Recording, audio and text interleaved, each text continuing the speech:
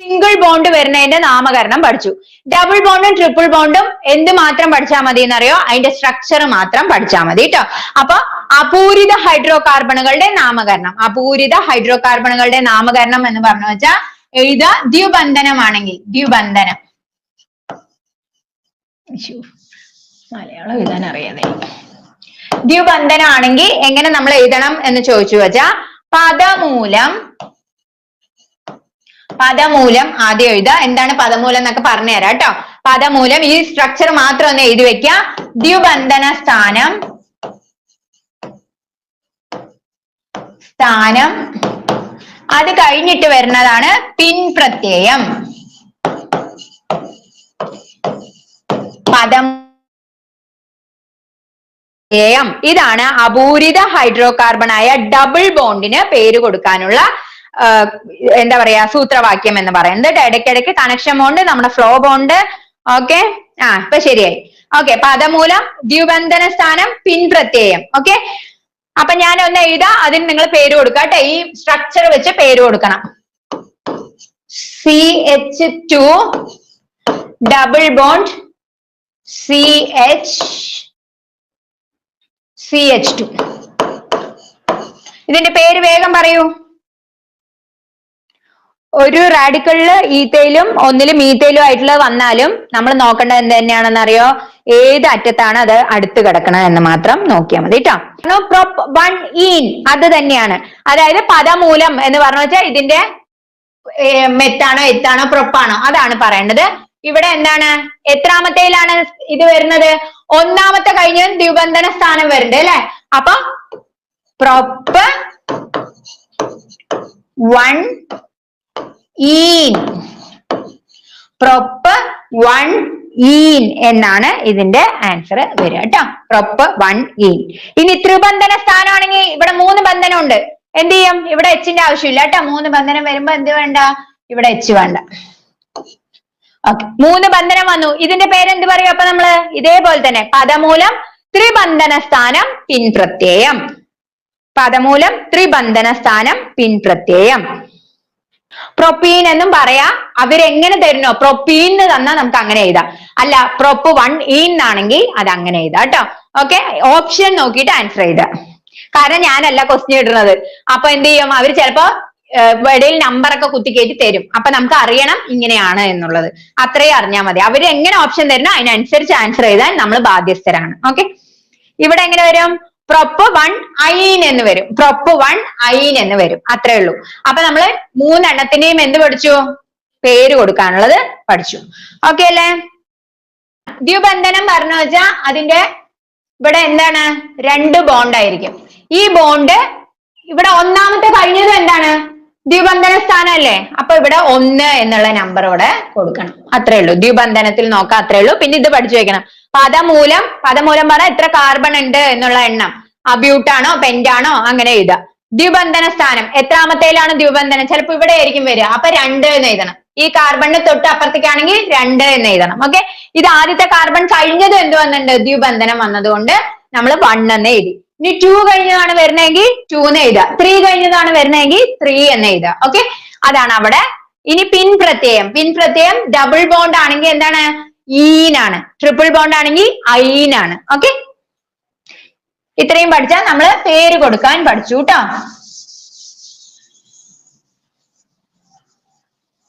പിന്നെ ഈ ലാസ്റ്റ് നിമിഷത്തിൽ നമ്മൾ റിവിഷൻ ചെയ്താണ്ടല്ലോ, ഒരിക്കൽ പിടി കിട്ടിയാൽ പിന്നെ നമുക്കത് മറക്കില്ല.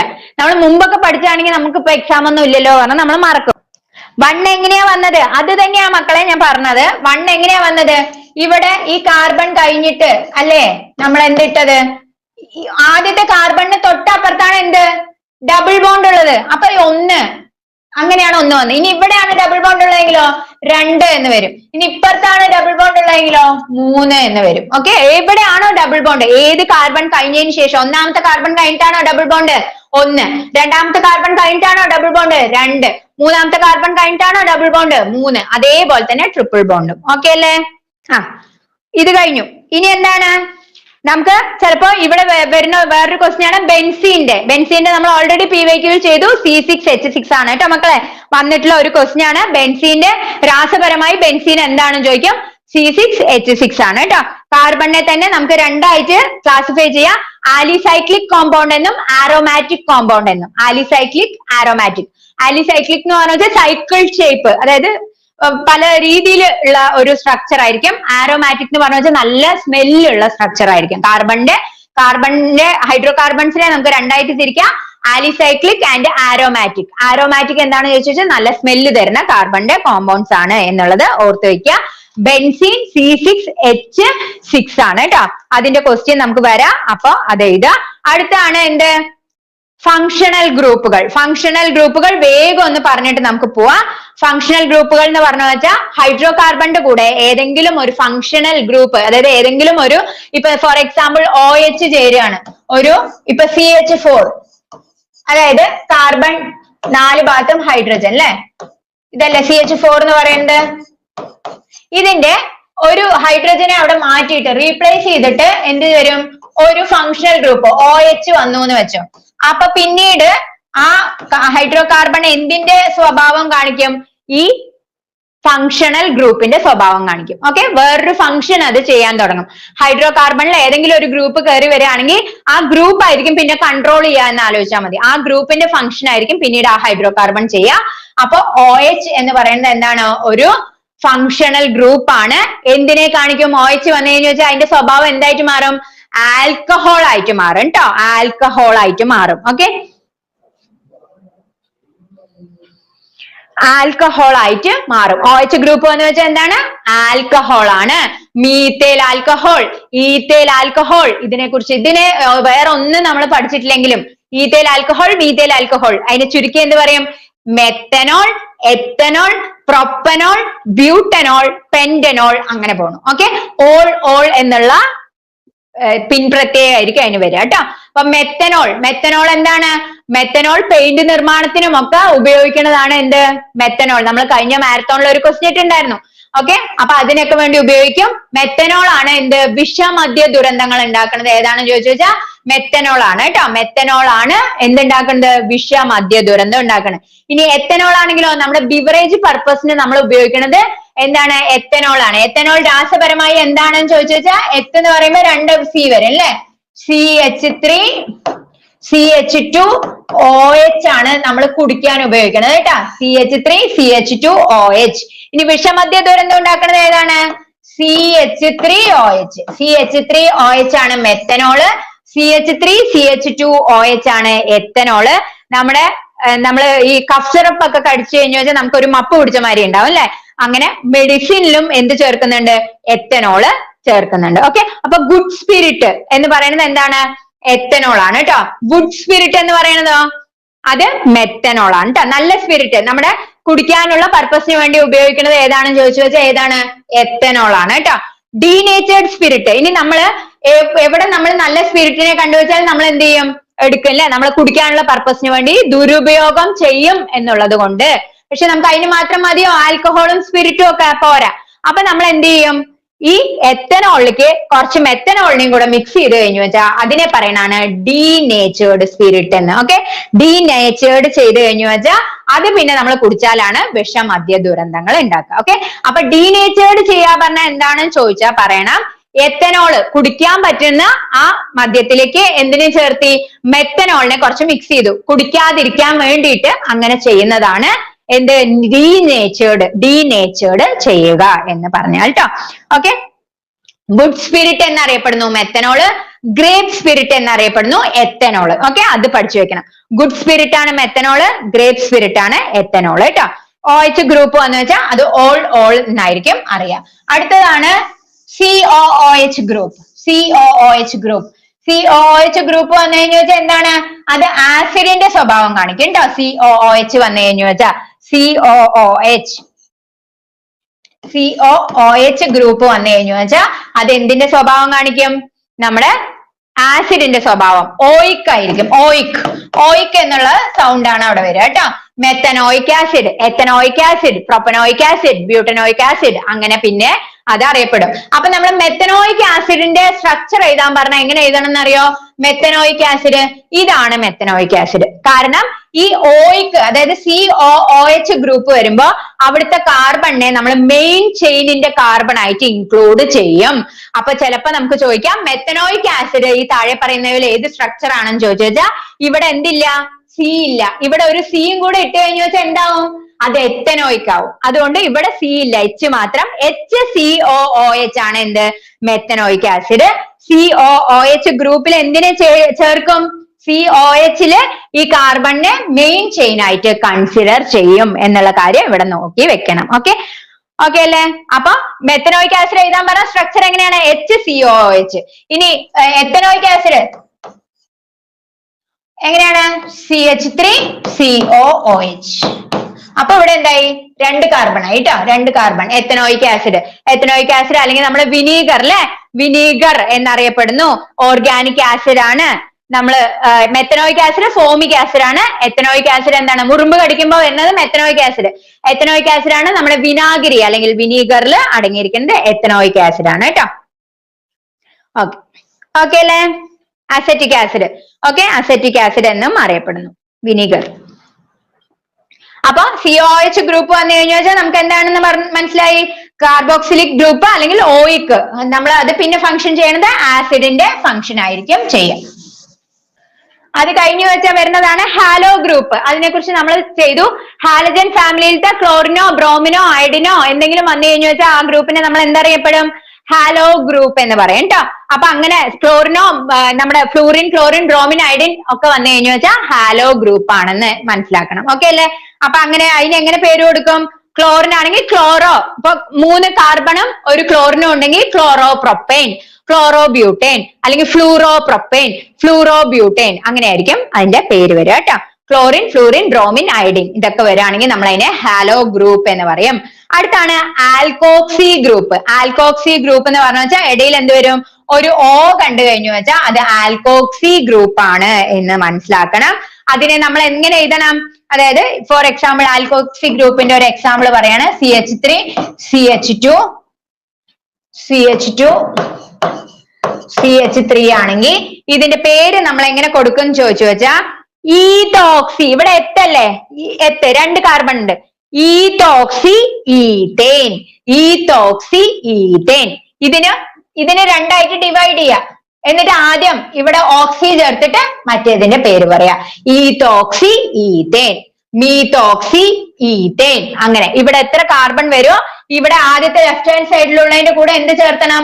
ഓക്സി എന്ന് ചേർത്തിട്ട് ബാക്കിയുള്ള ഭാഗം എഴുതണം. അങ്ങനെ വേണം ഇതിന്റെ നാമകരണം ചെയ്യാൻ. Okay, ethoxy ethane. ഇനി മീതോക്സി ഈതേൻ. മീതോക്സി ഈതേൻ എന്ന് പറഞ്ഞു വെച്ചാൽ ഇവിടെ എങ്ങനെയായിരിക്കും? CH3 കഴിഞ്ഞതും O വരും, പിന്നെ CH2 CH3 ഇങ്ങനെ വന്നാൽ ഇതെന്താണ്? മീതോക്സി ഈതേൻ, മീതോക്സി ഈതേൻ. ഇങ്ങനെയാണ് ഏത് വരിക? ആൽക്കോക്സി ഗ്രൂപ്പ് വരിക കേട്ടോ. ആൽക്കോക്സി ഗ്രൂപ്പ് അവിടെ വരുന്നത്. അടുത്താണ് ഐസോമറിസം. ഐസോമറിസം ഇമ്പോർട്ടന്റ് ആണ്. എന്താണ് അത് എന്ന് പഠിച്ചു വെക്കാൻ. നമ്മൾ ഐസോടോപ്പും ഐസോബാറും ഒക്കെ പറയണത് പോലെ തന്നെ എന്താണ് അതേപോലെയുള്ളതാണ് അല്ലെ.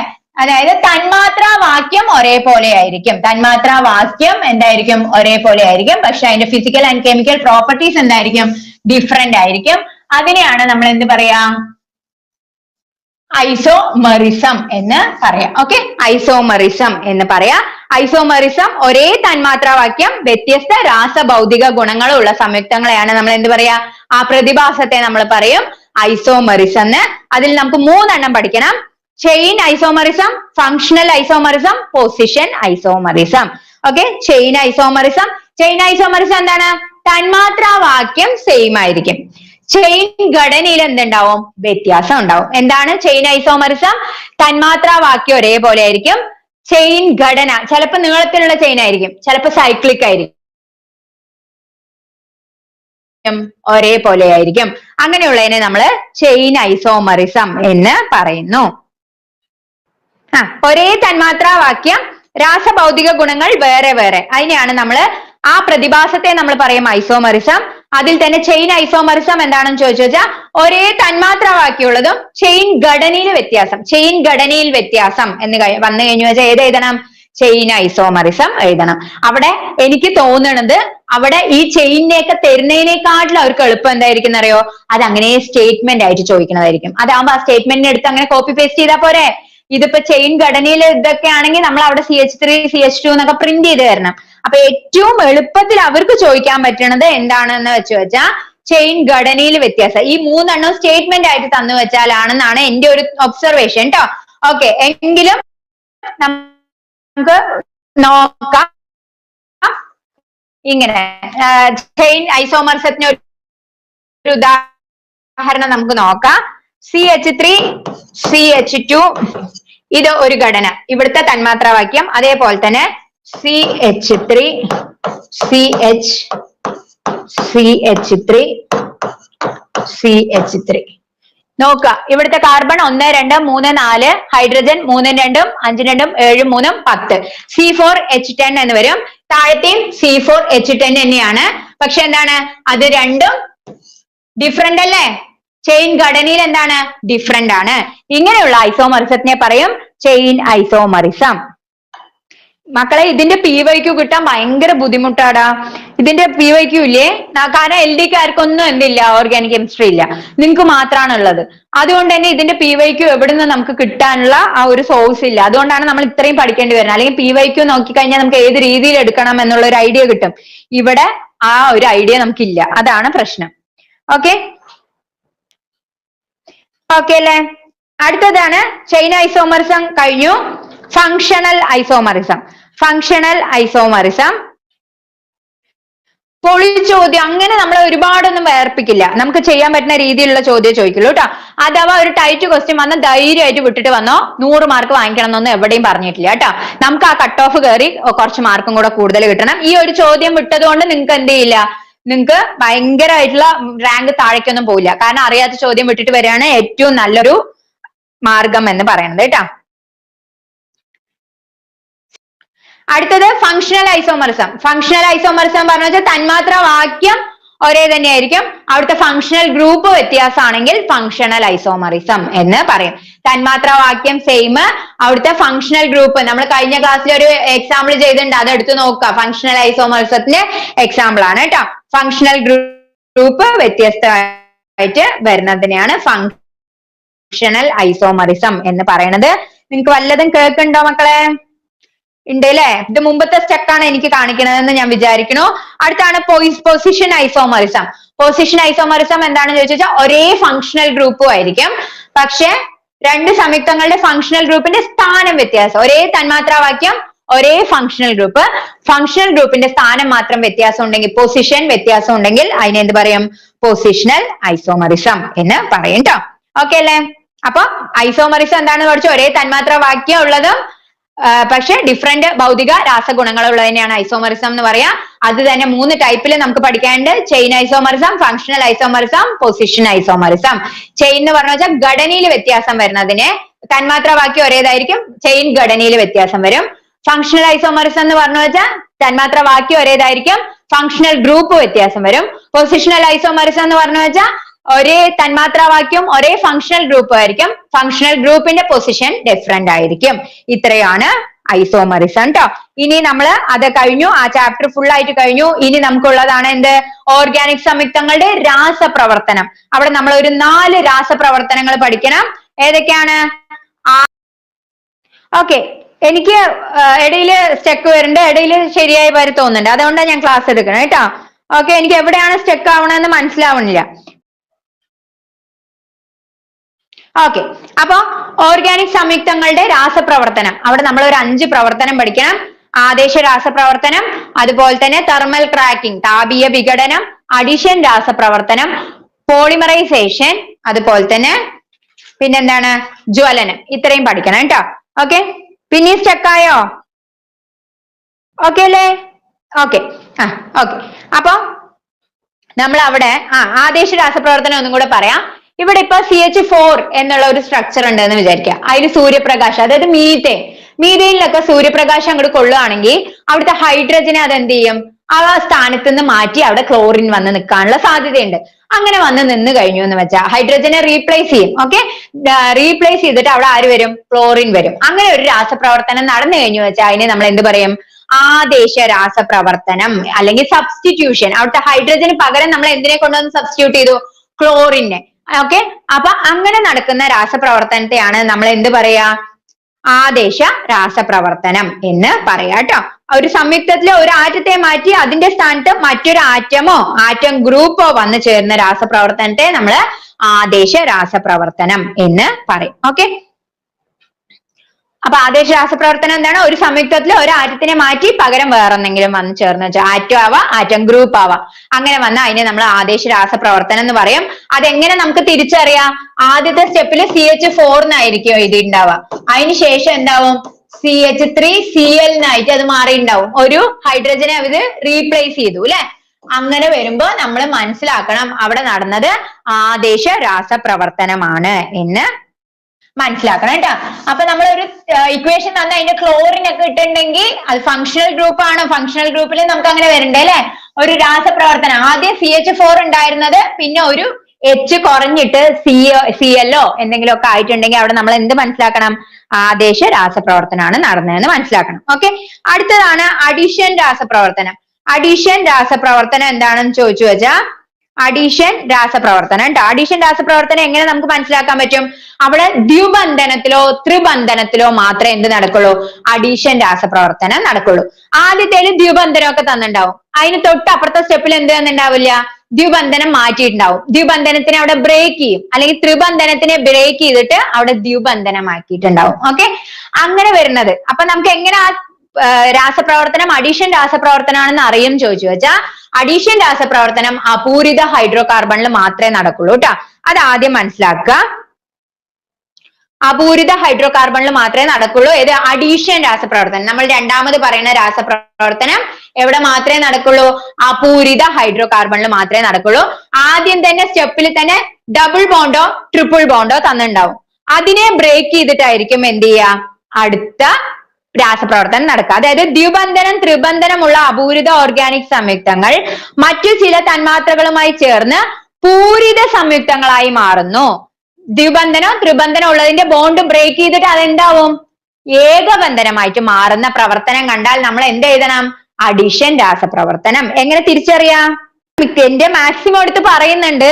അത് ചിലവർക്ക് കിട്ടുന്നുണ്ട്, ചിലവർക്ക് കിട്ടുന്നില്ല. ഓരോരുത്തരുടെയും കെമിസ്ട്രിയുടെ ബേസ് അനുസരിച്ചിരിക്കും. ഓക്കെ, അപ്പൊ എന്നെ കൊണ്ട് പറ്റുന്ന രീതിയിൽ ഞാൻ നിങ്ങൾക്ക് പറഞ്ഞു തരുന്നുണ്ട് കേട്ടോ. ഓക്കെ, അപ്പൊ എന്താണ്? ദ്വിബന്ധനോ ത്രിബന്ധനോ ഉണ്ടാവും. ഓക്കെ, ദ്വിബന്ധനോ ത്രിബന്ധനോ ഉള്ള അപൂരിത ഹൈഡ്രോ കാർബണുകൾ അതിന്റെ ബോണ്ട് ബ്രേക്ക് ചെയ്തിട്ട് ഏകബന്ധനോ ദ്വിബന്ധനോ ആയിട്ട് മാറും. ത്രിബന്ധനം ഉള്ളതാണെങ്കിൽ ആദ്യം ദ്വിബന്ധനമാവും, അതിനുശേഷം ഏകബന്ധനമാവും. ഇങ്ങനെ നടക്കുന്ന പ്രോസസ്സിനെ നമ്മൾ എന്ത് പറയും? നമ്മൾ അഡീഷൻ രാസപ്രവർത്തനം എന്ന് പറയും ട്ടോ. അടുത്ത പോളിമറൈസേഷൻ. പോളിമറൈസേഷൻ കണ്ടുപിടിക്കാനുള്ള എളുപ്പ വഴി എന്താണ്? ഇങ്ങനെ ഒരു ബ്രാക്കറ്റ് ഉണ്ടാവും, ഇവിടെ ഒരു എന്നും കണ്ടിട്ടുണ്ടെങ്കിൽ നമ്മൾ എന്താ അറിയണം? ഇത് പോളിമറൈസേഷൻ പ്രവർത്തനമാണ് എന്ന് അറിയണം. ഓക്കെ മക്കളെ, ഇതിൽ എക്സാമ്പിൾ പഠിക്കേണ്ടടാ. എന്താ പഠിച്ചാൽ മതി അറിയോ? ഓരോ രാസപ്രവർത്തനം എങ്ങനെ നമുക്ക് തിരിച്ചറിയാം എന്നുള്ള കാര്യം മാത്രം ഇവിടെ പഠിച്ചാൽ മതി. ഓക്കെ, ആദ്യത്തെ ആണെങ്കിൽ എന്ത് ചെയ്യും? ഹൈഡ്രജനെ അവിടെ റീപ്ലേസ് ചെയ്തിട്ട് ക്ലോറിൻ വരുന്നത് എന്തെങ്കിലും കണ്ടു കഴിഞ്ഞു വെച്ചാൽ ആദ്യത്തെ സബ്സ്റ്റിറ്റ്യൂഷൻ റിയാക്ഷൻ ആണെന്ന് മനസ്സിലാക്കണം. രണ്ടാമത്തെ എന്താണ്? ദ്വിബന്ധനോ ത്രിബന്ധനോ ഉണ്ടെങ്കിൽ ബോണ്ട് ബ്രേക്ക് ചെയ്തിട്ട് ഏകബന്ധനത്തിലേക്ക് ആയിക്കഴിഞ്ഞു വെച്ചാൽ അത് ഏതാണ്? അഡീഷൻ രാസപ്രവർത്തനമാണെന്ന് മനസ്സിലാക്കണം. ഇങ്ങനെ ഒരു ബ്രാക്കറ്റ് ഇട്ടിട്ട് ഇവിടെ എന്ന് തന്നു വെച്ചാൽ അത് പോളിമറൈസേഷൻ ആണ് എന്നുള്ള കാര്യം മനസ്സിലാക്കണം. ഓക്കെ, പോളിമറൈസേഷൻ ആണ് എന്നുള്ള കാര്യം മനസ്സിലാക്കണം. പോളിമറൈസേഷൻ എന്ന് പറഞ്ഞു വെച്ചാൽ എന്താണ്? മോണോമറിനെ കൂട്ടിച്ചേർത്ത് വലിയൊരു രൂപമാക്കണതാണ് എന്ത്? പോളിമർ ആക്കുക എന്ന് പറയുന്നത് അല്ലെ. അപ്പൊ ചിലപ്പോ ഇവിടെ ചോദിക്കാം എന്താണ്? നമ്മുടെ റബ്ബറിന്റെ കൃത്രിമ റബ്ബറിന്റെ മോണോമർ ഏതാണ്?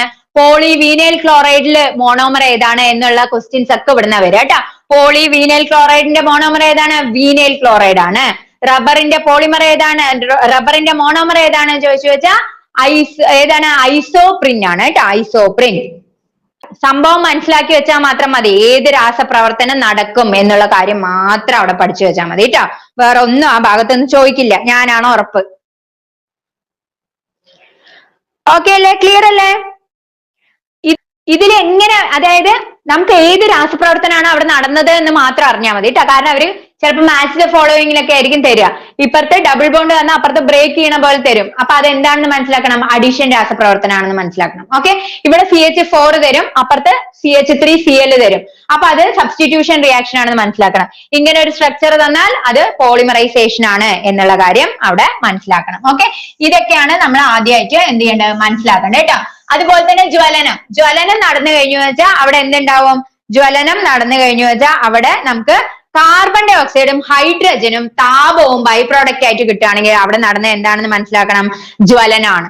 അപ്പൊ ജ്വലനം കഴിഞ്ഞിട്ട് എന്തൊക്കെയാ നമുക്ക് കിട്ടുക, കാർബൺ ഡൈ ഓക്സൈഡ്, അതുപോലെ തന്നെ ജലം, താപം, ഇത് മൂന്നും ബൈ പ്രോഡക്റ്റ് ആയിട്ട് കിട്ടിയിട്ടുണ്ടെങ്കിൽ അവിടെ നടന്ന എന്താണ്, ജ്വലനമാണ്. ജ്വലനം നടക്കണമെങ്കിൽ എന്തിന്റെ പ്രസൻസ് വേണം, ഓക്സിജന്റെ പ്രസൻസ് വേണം. അപ്പൊ ഒരു രാസപ്രവർത്തനത്തിൽ ഓക്സിജനും തന്നു, ബൈ പ്രോഡക്റ്റ് ആയിട്ട് കാർബൺ ഡൈ ഓക്സൈഡും ജലവും താപവും കിട്ടിയിട്ടുണ്ടെങ്കിൽ അവിടെ നടന്ന പ്രവർത്തനം ഏത് രാസപ്രവർത്തനമാണ്, ജ്വലനമാണ് എന്നുള്ള കാര്യം മനസ്സിലാക്കണം. ഓക്കെ, ജ്വലനമാണ് എന്നുള്ള കാര്യം മനസ്സിലാക്കണം. അടുത്ത താപീയ വിഘടനം, അതായത് ഒരു 7 ചെയിൻ ആണെന്ന് വിചാരിക്കുക, 7 എണ്ണം, 7 എണ്ണത്തെ എന്ത് ചെയ്യും, ബ്രേക്ക് ചെയ്യാൻ പറ്റും അല്ലെ. അങ്ങനെ ഇതിനെ എന്ത് ചെയ്യും, ബ്രേക്ക് ചെയ്യണ പ്രവർത്തനം, വിഘടിപ്പിക്കുക. വലിയ വലിയ ചെയിൻ റിയാക്ഷനുകളിൽ അത് നടക്കുള്ളൂ കേട്ടോ. അതിനെയാണ് നമ്മൾ എന്ത് പറയാ, തെർമൽ ക്രാക്കിംഗ്. ഓക്കെ, ചൂട് കൊണ്ട് അതിനെ എന്ത് ചെയ്തു, ഹീറ്റ് കൊടുത്തിട്ട് അതിനെ ക്രാക്ക് ചെയ്യണ പ്രോസസ് അല്ലെ, തെർമൽ ക്രാക്കിംഗ് എന്ന് പറയുന്നത്. ഓക്കെ, എന്താണ്, പൂരിത ഹൈഡ്രോ കാർബണിലെ കാർബൺ ആറ്റങ്ങളുടെ എന്താ നമുക്ക് തെർമൽ ക്രാക്കിങ്ങിനെ എങ്ങനെ നമുക്ക് ഡിഫൈൻ ചെയ്യാന്ന് ചോദിച്ചു വെച്ചാ, തന്മാത്രാ ഭാരം കൂടുതലുള്ള ചില ഹൈഡ്രോ കാർബണുകൾ വായുവിന്റെ അസാന്നിധ്യത്തിൽ ചൂടാവുമ്പോൾ അവ വിഘടിക്കും, തന്മാത്രാ ഭാരം കുറഞ്ഞവയാവും. അതിനെയാണ് നമ്മൾ എന്ത് പറയാ, തെർമൽ ക്രാക്കിംഗ് എന്ന് പറയാം. തന്മാത്രാ ഭാരം കൂടുതലുള്ളത് ഓക്സിജന്റെ പ്രസൻസ് ഇല്ലാതെ ചൂടാവുമ്പോ എന്ത് ചെയ്യും, വിഘടിക്കും. അതിനെയാണ് തെർമൽ ക്രാക്കിംഗ് എന്ന് പറയാ. ഇപ്പൊ 7 എണ്ണത്തിനെയൊക്കെ വിഘടിപ്പിച്ച് ചെറിയ ചെറിയ ഫോമിലേക്ക് എഴുതിണ്ടാവും. അത് കണ്ടാ എന്ത് എഴുതണം, തെർമൽ ക്രാക്കിംഗ് ആണെന്ന് അറിയണം ട്ടോ. ഓക്കെ, ഇത്രയും പഠിച്ചു കഴിഞ്ഞു വെച്ചാൽ നമ്മുടെ ആ ഓർഗാനിക് കെമിസ്ട്രി കംപ്ലീറ്റ് ആവും ട്ടോ. ഇത്രയും നമുക്ക് അറിയണം, അവിടുത്തെ ടേമുകളെങ്കിലും നമുക്ക് എന്ത് ചെയ്യണം, അറിയണം ട്ടോ.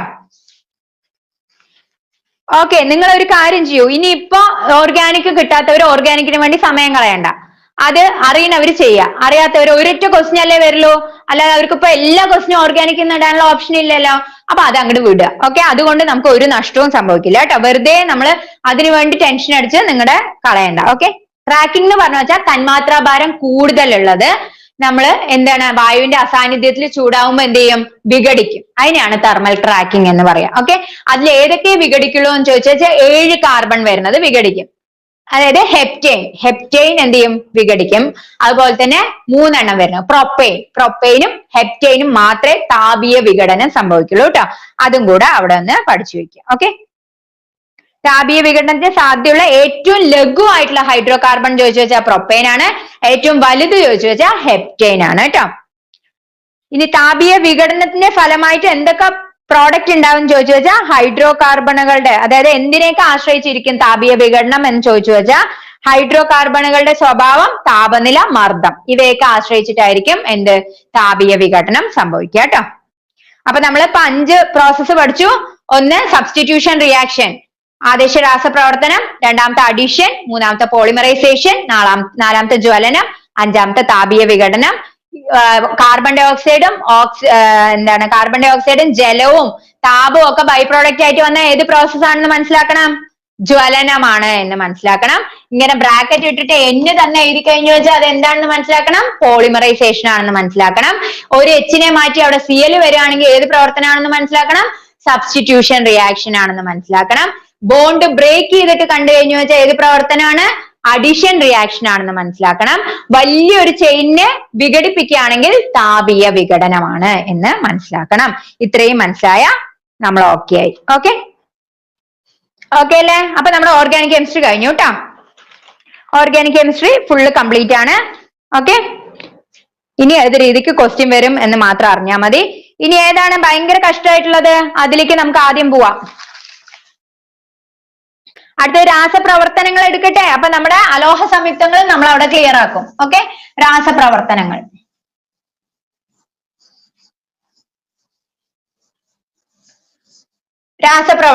ട്ടോ. അടുത്ത ഞാൻ എടുക്കാൻ പോകുന്നത് രാസപ്രവർത്തനങ്ങളാണ്.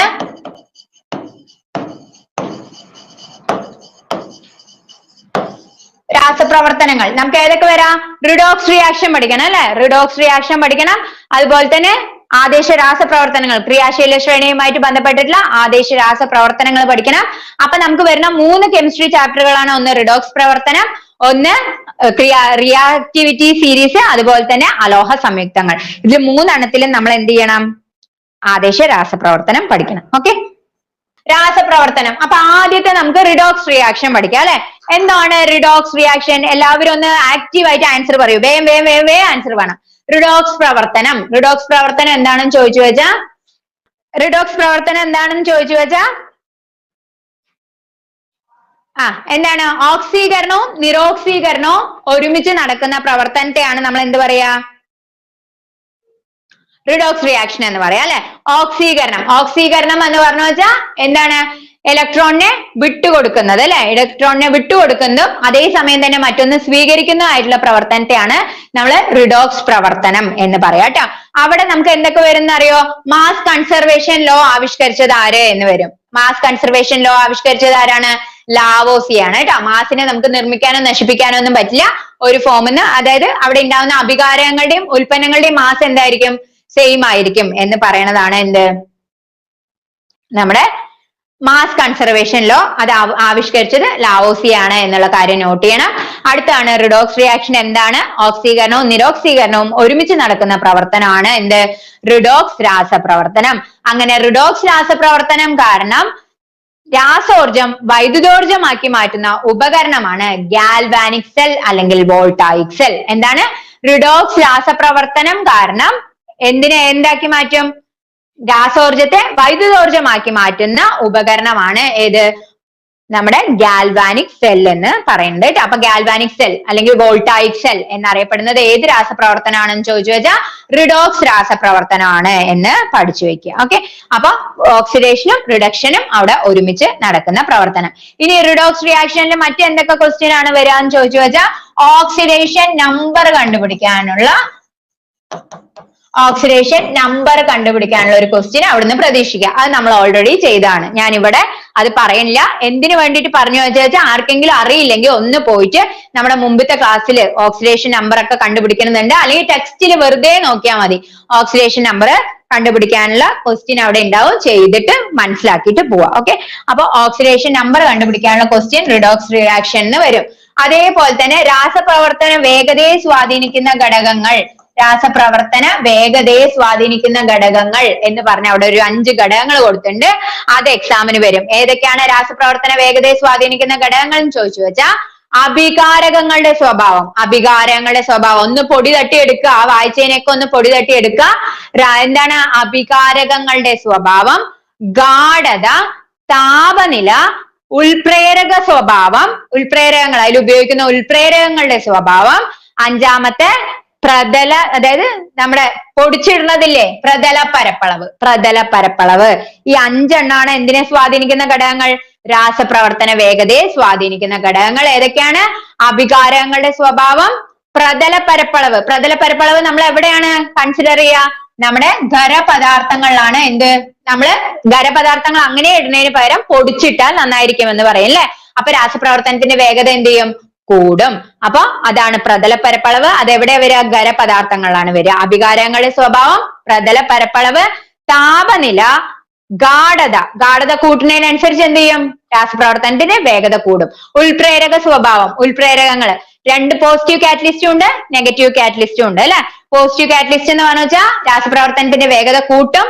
നെഗറ്റീവ് കാറ്റലിസ്റ്റ് എന്ന് പറഞ്ഞു വെച്ചാൽ വേഗത കുറയ്ക്കും. ഇത്രയുമാണ് എവിടെ പഠിക്കാനുള്ളത്? റിഡോക്സ് റിയാക്ഷനിൽ പഠിക്കാനുള്ളത് കേട്ടോ. റിഡോക്സ് റിയാക്ഷൻ ഓക്കെ ആയി. അപ്പൊ എന്തൊക്കെ പഠിക്കണം? മാസ് കൺസർവേഷൻ ലോ, അതുപോലെ തന്നെ ഓക്സിഡേഷൻ നമ്പർ കാണാൻ, രാസപ്രവർത്തനത്തെ സ്വാധീനിക്കുന്ന ഘടകങ്ങൾ, ആ ഓക്സിഡേഷനും റിഡക്ഷനും മറ്റേ ടൈമിൽ നടക്കുന്നതുകൊണ്ട് പ്രവർത്തിക്കുന്ന ഒരു സെല്ലാണ് ഏത്? Galvanic cell. ഇത്രയും പഠിച്ചു കഴിഞ്ഞു വെച്ചാൽ നമ്മുടെ റിഡോക്സ് രാസപ്രവർത്തനം ഓക്കെ ആയി. അടുത്താണ് നമ്മുടെ റിയാക്ടിവിറ്റി സീരീസ്, ക്രിയാശീല ശ്രേണി.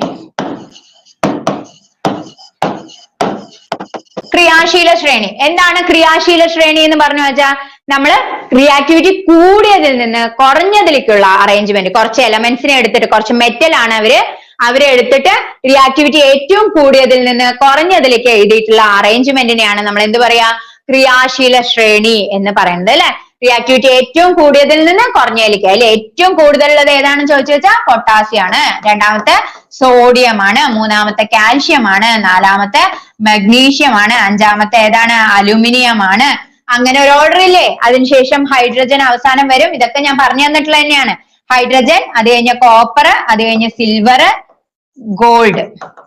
ഇങ്ങനെ റിയാക്ടിവിറ്റി കൂടിയതിൽ നിന്ന് കുറഞ്ഞതിലേക്കുള്ള അറേഞ്ച്മെന്റിനെയാണ് നമ്മൾ എന്ത് പറയാ, റിയാക്ടിവിറ്റി സീരീസ് അല്ലെങ്കിൽ ക്രിയാശീല ശ്രേണി എന്ന് പറയുന്നത്. ഇതില് നമ്മൾ എന്ത് ചെയ്യും, ഇവിടെ നമുക്ക് ഒരു ആദേശ രാസപ്രവർത്തനം ഉണ്ട് അല്ലെ, ആദേശ രാസപ്രവർത്തനം. ഇവിടുത്തെ ആദേശ രാസപ്രവർത്തനം എന്താണെന്ന് ചോദിച്ചു വെച്ചാൽ റിയാക്ടിവിറ്റി കൂടിയത് കുറഞ്ഞതിനെ അതിന്റെ ലവണ ലായനിയിൽ നിന്ന് എന്ത് ചെയ്യും, ആദേശം ചെയ്യുന്നു. റിയാക്ടിവിറ്റി ഏറ്റവും കൂടുതലുള്ളത് കുറഞ്ഞതിനെ എന്ത് ചെയ്യും, ഇപ്പൊ ഇങ്ങനെ ഇത് നോക്ക, ഇതിനെ കമ്പയർ ചെയ്യുക. ഇതില് റിയാക്ടിവിറ്റി കൂടുതലുള്ളത് കുറഞ്ഞതുള്ളതിനെ അതിന്റെ ലവണ ലായനിയിൽ നിന്ന് എന്ത് ചെയ്യും, ആദേശം ചെയ്യുന്നു. ആ രാസപ്രവർത്തനം അറിയപ്പെടുന്നതാണ് എന്ത്, ആദേശ രാസപ്രവർത്തനം എന്ന്. റിയാക്ടിവിറ്റി സീരീസ് ജസ്റ്റ് ഒന്ന് വായിച്ചാൽ തന്നെ ആ കാര്യം നമുക്ക് എന്ത് ചെയ്യും, മനസ്സിലാവും ട്ടോ. ആദേശ രാസപ്രവർത്തനം ഇവിടെ പഠിക്കാനുള്ളതാണ്. അതേപോലെ 3 വൈദ്യുത രസതന്ത്രവുമായിട്ട് ബന്ധപ്പെട്ട് വരുമ്പോ ഗാൽവാനിക് സെൽ എന്താണെന്ന് പഠിക്കണം. അതുപോലെ തന്നെ വൈദ്യുത വിശ്ലേഷണം എന്താണെന്ന് പഠിക്കണം, വൈദ്യുത ലേപനം എന്താണെന്ന് പഠിക്കണം. ഓക്കെ, വൈദ്യുത വിശ്ലേഷണം പറഞ്ഞു വെച്ചാൽ എന്താണ്, ഒരു ജലീയ ലായനിയിൽ കൂടെ ഇലക്ട്രിസിറ്റി കടത്തി വിട്ടിട്ട് എന്ത് ചെയ്യുക, അതിന്റെ ഘടകങ്ങളെ വേർതിരിക്കുക അല്ലെ, ആനോഡും കാഥോഡും ഒക്കെ സെറ്റ് ചെയ്തിട്ട് നമുക്ക് വേർതിരിച്ചെടുക്കാം. അതിനെയാണ് വൈദ്യുത വിശ്ലേഷണം എന്ന് പറയുന്നത്. വൈദ്യുത വിശ്ലേഷണ നിയമം ആവിഷ്കരിച്ച ശാസ്ത്രജ്ഞനാണ് ആര്, മൈക്കിൾ ഫാരഡേ ട്ടോ. വൈദ്യുത വിശ്ലേഷണ നിയമം ആവിഷ്കരിച്ച ശാസ്ത്രജ്ഞൻ മൈക്കിൾ ഫാരഡേ ആണ് കേട്ടോ. ഫാരഡേ ആണ് എന്നുള്ള കാര്യം ഓർത്ത് വെക്കുക. വൈദ്യുത ലേപനം എന്ന് പറഞ്ഞു വെച്ചാൽ ആനോഡിലും കാഥോഡിലും സെറ്റ് ചെയ്തിട്ട്, അതിൽ ആനോഡിൽ എന്താണ്, നമുക്ക് ഏത് ലോഹമാണോ കോട്ട് ചെയ്യേണ്ടത് അതിനെ ആനോഡിൽ സെറ്റ് ചെയ്യും, ഏതിലേക്കാണോ കോട്ട് ചെയ്യേണ്ടത് അതിനെ കാഥോഡിലേക്ക് വെക്കും. ഓക്കെ, അപ്പൊ ഒരു ഇരുമ്പ് വളയിലേക്ക് ഞാൻ കോപ്പർ പൂശിയാണ്. ഓക്കെ, ഇരുമ്പ് വള എവിടെ വെക്കണം, ഞാൻ കാഥോഡിൽ വെക്കണം. കോപ്പർ എവിടെ വെക്കണം, ആനോഡിൽ വെക്കണം. എന്നിട്ട് അതിൽ കൂടെ വൈദ്യുതി കടത്തിവിടുമ്പോ എന്ത് ചെയ്യും, ഈ ഇരുമ്പ് വളയുടെ മേല് കോപ്പറിന്റെ ഒരു കോട്ടിംഗ് വരും. അതിനെയാണ് എന്ത് പറയാ, വൈദ്യുത ലേപനം എന്ന് പറയാ. നമ്മുടെ സ്വർണം, അതായത് മുക്കുപണ്ടങ്ങൾ ഉണ്ടാക്കാൻ ഈയം പൂശുക, ചെമ്പ് പൂശുക എന്നൊക്കെ പറയില്ലേ, അതുമായിട്ട് ബന്ധപ്പെട്ടാണ് എന്ത്, വൈദ്യുത ലേപനം. ഇനി വൈദ്യുത വിശ്ലേഷണം നമ്മൾ എവിടെയൊക്കെ ഉപയോഗിക്കുന്നു എന്ന് വേണമെങ്കിൽ നമുക്ക് ഒരു ക്വസ്റ്റ്യൻ വരാം. വൈദ്യുത വിശ്ലേഷണം എന്താണ്, ലോഹങ്ങളുടെ ശുദ്ധീകരണത്തിന് നമ്മൾ വൈദ്യുത വിശ്ലേഷണം ഉപയോഗിക്കുന്നുണ്ട്. മൂലകങ്ങളെ വേർതിരിക്കാൻ നമ്മൾ വൈദ്യുത വിശ്ലേഷണം ഉപയോഗിക്കുന്നുണ്ട്. സംയുക്തങ്ങളെ വേർതിരിക്കാൻ നമ്മൾ വൈദ്യുത വിശ്ലേഷണം ഉപയോഗിക്കുന്നുണ്ട്. ഇവിടെയൊക്കെ നമ്മൾ വൈദ്യുത വിശ്ലേഷണം, ലോഹങ്ങളെ, അലോഹങ്ങളെ, സംയുക്തങ്ങളെ വേർതിരിക്കാൻ വൈദ്യുത വിശ്ലേഷണം ഉപയോഗിക്കുന്നു. ലോഹ ശുദ്ധീകരണത്തിന്റെ ഒരു മെത്തേഡും കൂടെയാണ് വൈദ്യുത വിശ്ലേഷണം. ഓക്കെ, ഇലക്ട്രോപ്ലേറ്റിംഗ് ഒക്കെ പഠിക്കണം കേട്ടോ. ഓക്കെ, അപ്പൊ അത്രയും കഴിഞ്ഞു വെച്ചാൽ ഏത് കഴിയും, റിയാക്ടിവിറ്റി സീരീസ് അവിടെ കഴിഞ്ഞു. അടുത്തതാണ് എന്ത്, നമ്മൾ പഠിച്ചിട്ടില്ല എന്ന് പറഞ്ഞ ഏത് ചാപ്റ്റർ വരുന്നത്, അലോഹ സംയുക്തങ്ങൾ. അലോഹ സംയുക്തങ്ങൾ നമ്മൾ പഠിച്ചിട്ടില്ല എന്ന് പറഞ്ഞു. അലോഹ സംയുക്തങ്ങൾ ട്ടോ. അടുത്തത് അലോഹ സംയുക്തങ്ങളില് എന്തൊക്കെയാ വരിക, അലോഹ സംയുക്തങ്ങളില് നമ്മൾ അമോണിയയുടെ പ്രിപ്പറേഷനും വരും, H2SO4ന്റെ പ്രിപ്പറേഷനും വരും. അപ്പൊ അമോണിയയുടെ പ്രിപ്പറേഷൻ എന്ന് പറഞ്ഞു വെച്ചാൽ എങ്ങനെയാണ്, N2 + 3H2 gives 2NH3. ഇതാണ് അമോണിയ. ഓക്കെ, ഇങ്ങനെയാണ് നമുക്ക് അമോണിയ പ്രിപ്പയർ ചെയ്യാൻ പറ്റുക. N2 + 3H2 gives 2NH3. ഇതെന്ന് പറഞ്ഞു വെച്ചാൽ ഒരു ഉഭയദിശാ പ്രവർത്തനമാണ്. ഉഭയദിശ എന്ന് പറഞ്ഞു വെച്ചാൽ ഇരു ദിശകളിലേക്കും. ഇവിടുത്തെ അഭികാരങ്ങളെ നമുക്ക് എന്താക്കി മാറ്റാൻ പറ്റും, ഉൽപ്പന്നമായിട്ടും മാറ്റാൻ പറ്റും. ഉൽപ്പന്നത്തെ എന്താക്കി മാറ്റാൻ പറ്റും, അഭികാരകമായിട്ടും മാറ്റാൻ പറ്റും. ഉൽപ്പന്നത്തെ വിഘടിപ്പിച്ച് നമുക്ക് എന്ത് ചെയ്യാം, ഇവിടുത്തെ നൈട്രജനെയും ഹൈഡ്രജനെയും ചേർത്ത് അമോണിയ ഉണ്ടാക്കുന്നത് പോലെ അമോണിയെ വിഘടിപ്പിച്ച് നൈട്രജനും ഹൈഡ്രജനും ആക്കി മാറ്റാൻ കഴിയും. രണ്ട് ദിശകളിലേക്കും രാസപ്രവർത്തനം നടക്കുന്നു. അങ്ങനെയുള്ള രാസപ്രവർത്തനത്തെ നമ്മൾ പറയും ഉഭയദിശാ പ്രവർത്തനം. ഉഭയദിശാ പ്രവർത്തനം. ഓക്കെ, രണ്ട് സൈഡിലേക്ക് നടക്കുന്നു. അപ്പൊ ഈ അമോണിയയുടെ പ്രിപ്പറേഷൻ എന്താണ്, ഒരു ഉഭയദിശാ പ്രവർത്തനമാണ്. ഇവിടെ ഇത് അഭികാരങ്ങള്, ഇത് ഉൽപ്പന്നം. അഭികാരങ്ങൾ ഉൽപ്പന്നമായി മാറുന്ന പ്രവർത്തനം പുരോപ്രവർത്തനം. ഉൽപ്പന്നം അഭികാരകമായി മാറുന്ന പ്രവർത്തനം പശ്ചാത് പ്രവർത്തനം. ഓക്കെ, അഭികാരങ്ങൾ ഉൽപ്പന്നമായി മാറുന്ന പ്രവർത്തനത്തെ പുരോപ്രവർത്തനം എന്നും ഉൽപ്പന്നം അഭികാരകമായി മാറുന്നതിനെ പശ്ചാത് പ്രവർത്തനം എന്നും പറയും. ഓക്കെ, ഇനി ഇതുമായിട്ട് ബന്ധപ്പെട്ടിട്ട് നമ്മുടെ തത്വമാണ് ലേ ഷാറ്റ്ലിയർ തത്വം അല്ലെങ്കിൽ ലേ ഷാറ്റ്ലിയർ പ്രിൻസിപ്പിൾ. ലേ ഷാറ്റ്ലിയർ തത്വം എന്ത് പറയണോന്ന് വെച്ചാ ഈ പുരോപ്രവർത്തനവും പശ്ചാത് പ്രവർത്തനവും എന്ത് ചെയ്യും? ഈ അമോണിയയുടെ പ്രിപ്പറേഷനിൽ ഒരുമിച്ച് നടക്കുന്ന പ്രവർത്തനമാണ് അല്ലെ. അപ്പൊ പുരോപ്രവർത്തനവും പശ്ചാത് പ്രവർത്തനവും ഒരു പോയിന്റിൽ എത്തുമ്പോ അതിന്റെ റേറ്റ് അല്ലെങ്കിൽ സ്പീഡ് എന്ന് പറയുന്നത് ഒരു രാസസന്തുലനത്തിലേക്ക് എത്തും, കെമിക്കൽ ഇക്വിലിബ്രിയത്തിലേക്ക് എത്തും. ഓക്കെ, പുരോപ്രവർത്തനം പശ്ചാത് പ്രവർത്തനം കുറച്ചു നേരം ഇങ്ങനെ തുടർന്നുകൊണ്ടിരിക്കുമ്പോ അതിന്റെ റേറ്റ്, അതിന്റെ വേഗത എന്ന് പറയുന്നത് ഒരേ ഒരു പോയിന്റിൽ എന്ത് ചെയ്യും? തുടർന്നുകൊണ്ടേയിരിക്കും. അതായത് പുരോപ്രവർത്തനം ഇങ്ങനെ നടക്കും, പശ്ചാത് പ്രവർത്തനം ഇങ്ങനെ നടക്കും. ഇത് ഒരു പോയിന്റ് എത്തുമ്പോൾ ഇത് രണ്ടും എന്താവും? അതിന്റെ സ്പീഡ് അല്ലെങ്കിൽ റേറ്റ് എന്ന് പറയുന്നത് ഈക്വൽ ആവും. അപ്പൊ നമുക്ക് ആ സിസ്റ്റം ഈക്വിലിബ്രിയം സ്റ്റേറ്റിലാണെന്ന് പറയാൻ പറ്റും. ഓക്കെ, ഈക്വിലിബ്രിയം സ്റ്റേറ്റിലാണ്. ഇവിടെ പുരോപ്രവർത്തനവും നടക്കുന്നുണ്ട്, പശ്ചാത് പ്രവർത്തനവും നടക്കുന്നുണ്ട്. കുറച്ചു നേരം കഴിഞ്ഞാൽ അത് രണ്ടും എന്തായിരിക്കും? ഈക്വിലിബ്രിയം സ്റ്റേറ്റിലേക്ക് മാറും. അങ്ങനെ മാറുമ്പോ നമ്മൾ അതിന്റെ ഈക്വിലിബ്രിയത്തിന് എന്ത് ചെയ്യുക? ഗാഢത, മർദ്ദം, താപനില, ഗാഢത, മർദ്ദം, താപനില ഇതിൽ ഏതെങ്കിലും ഒന്ന് ചേഞ്ച് ചെയ്യാൻ നോക്കിയിട്ട് ആ ഇക്വിലിബ്രിയത്തിനെ നമ്മളൊന്ന് മാറ്റാൻ നോക്കിയാൽ ആ സിസ്റ്റം എന്ത് ചെയ്യും? അതിനെ മറികടന്ന് പഴയ ഇക്വിലിബ്രിയം സ്റ്റേറ്റിലേക്ക് തന്നെ എത്തും എന്ന് പറയുന്നതാണ് എന്ത്? ലേ ഷാറ്റ്ലിയർ തത്വം. അതായത് പുരോപ്രവർത്തനവും പശ്ചാത് പ്രവർത്തനവും കുറച്ചു നേരം കഴിഞ്ഞു വെച്ചാൽ ഒരേ പോയിന്റിൽ ഇക്വിലിബ്രിയം സ്റ്റേറ്റിലേക്ക് മാറും. നമ്മൾ ആ ഇക്വിലിബ്രിയം സ്റ്റേറ്റിനെ ഗാഢത, മർദ്ദം, താപനില ഇവയിൽ ഏതെങ്കിലും ഒന്ന് പ്രയോഗിച്ചിട്ട് മാറ്റാൻ ശ്രമിച്ചാൽ ആ സിസ്റ്റം എന്ത് ചെയ്യും? അതിനെ മറികടന്ന് പഴയ അവസ്ഥയിലേക്ക് തന്നെ എത്തും എന്നുള്ള തത്വമാണ് എന്ത്? ലേ ഷാറ്റ്ലിയർ തത്വം എന്ന് പറയുന്നത് കേട്ടോ. ലേ ഷാറ്റ്ലിയർ തത്വം. അവിടെ നമ്മള് ഗാഢത, മർദ്ദം, താപനില എന്നിവയാണ് പ്രയോഗിക്കുന്നത്. ഓക്കെ, ഇനി പുരോപ്രവർത്തനം വേഗത്തിലാക്കാൻ നമുക്ക് എന്തൊക്കെ ചെയ്യാം എന്ന് പറഞ്ഞ ഒരു ക്വസ്റ്റ്യൻ PYQ ആയിട്ട് വന്നിട്ടുണ്ട്. ഗാഢത, അഭികാരങ്ങളുടെ സൈഡിലെ ഗാഢത കൂട്ടിയാൽ നമുക്ക് ഏത് പ്രവർത്തനം വേഗത്തിലാക്കാം? പുരോപ്രവർത്തനം വേഗത്തിലാക്കാം കേട്ടോ. അഭികാരങ്ങളുടെ സൈഡിലെ ഗാഢത കൂട്ടുക, മർദ്ദം പ്രയോഗിക്കുക ഒക്കെ ചെയ്തു കഴിഞ്ഞു വെച്ചാൽ നമുക്ക് എന്ത് ചെയ്യാം? ഓക്കെ, നമുക്ക് വേഗത്തിലാക്കാം. ഓക്കെ അല്ലെ? അപ്പൊ നമ്മുടെ സമയം കഴിഞ്ഞു കേട്ടോ. അപ്പൊ നമ്മൾ എന്ത് ചെയ്യാണ്? ഇത്രയും റിവിഷനെ തരുള്ളൂ, നിർത്താണ് കേട്ടോ. ഇങ്ങനെ പഠിക്കുക. അതുപോലെ തന്നെ H2SO4ന്റെ കാര്യവും പഠിക്കുക കേട്ടോ. ടെക്സ്റ്റ് നോക്കി ബാക്കിയുള്ളത് പഠിക്കാം. ഓക്കെ, ബാക്കിയുള്ളത് പഠിക്കൂ. All the best. ബൈ.